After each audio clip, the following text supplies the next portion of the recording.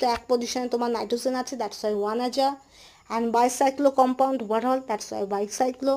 আর bicyclo মানেই ব্র্যাকেটের ভিতরে তোমার নাম্বার অফ কার্বন অ্যাটমস থাকবে, প্রত্যেকটা সাইডে কতগুলো কার্বন অ্যাটম আছে সেটা তোমার লেখা থাকবে। সো এখানে 2 2 2 আর total number of carbon atoms কত, 8টা, দ্যাটস ওয়াই অক্টেন।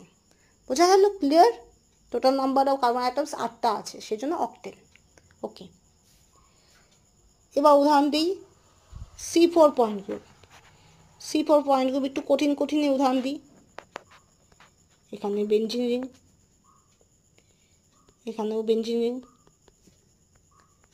এখানেও বেঞ্জিন রিং, এখানেও বেঞ্জিন রিং। ওকে,